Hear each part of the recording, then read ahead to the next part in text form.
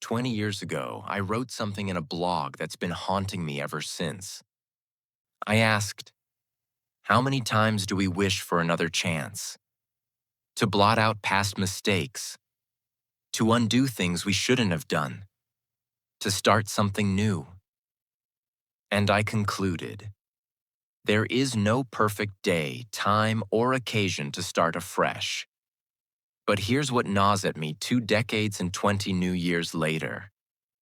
If there's no perfect moment, why do we keep returning to this ritual? Why does January 1st feel different, even when we know it's just another rotation of the Earth? Let me tell you what I've learned about New Year's resolutions. They're a beautiful fiction that most people need, but very few sustain. And there's something profound in that gap. We don't actually believe the calendar grants us magical powers at midnight. We're not that naive. But we participate anyway because we crave the feeling of renewal more than we commit to the work of it. The new year gives us a shot of hope, a narrative reset. For a few weeks, we get to imagine ourselves as different people, better people.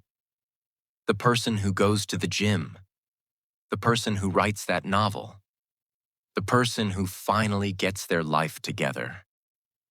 But then February arrives, and we're still ourselves. Most people use these moments as emotional relief valves rather than actual launchpads. The act of declaring next year will be different provides temporary comfort from the weight of being who we currently are. It's confession without penance, ambition without accountability. And honestly, there's nothing wrong with that. Humans need hope, even borrowed hope, even hope we rent for a few weeks.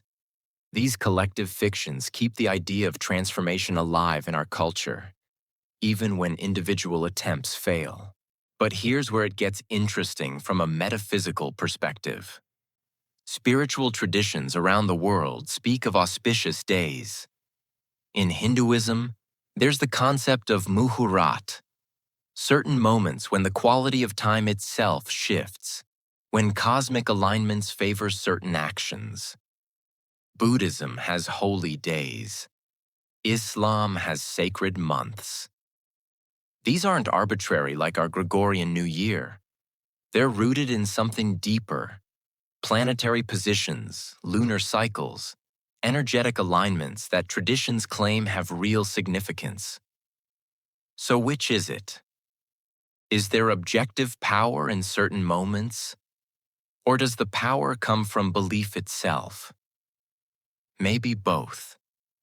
Maybe neither. If 1 billion people believe January 1st matters, does their collective consciousness make it matter? If you personally feel aligned with the moment, whether it's New Year's, a random Tuesday, or Diwali, does your conviction create the energetic opening for change? Here's what 20 more New Years have taught me. We've been asking the wrong question. The question isn't, when should I change? The question is, am I actually aligned with this change, or am I just performing the ritual of wanting to change? Because here's the truth most self-help gurus won't tell you. Transformation isn't about sustained work. At least not the way we usually think about work. When we hear sustained work, we imagine struggle, grinding, forcing ourselves through resistance. The Protestant work ethic version of change: discipline, willpower, white-knuckling our way to a new identity. And maybe that's exactly why most New Year's resolutions fail. We frame transformation as labor rather than alignment. Genuine change doesn't feel like hard work. Not really. It's more like tuning a radio to the right frequency. When you're truly aligned, mentally, emotionally, spiritually, with a direction, there's effort, sure. But it's the kind of effort a river makes flowing downhill. Natural. Inevitable. The people who actually transform aren't necessarily the ones with the most willpower or discipline.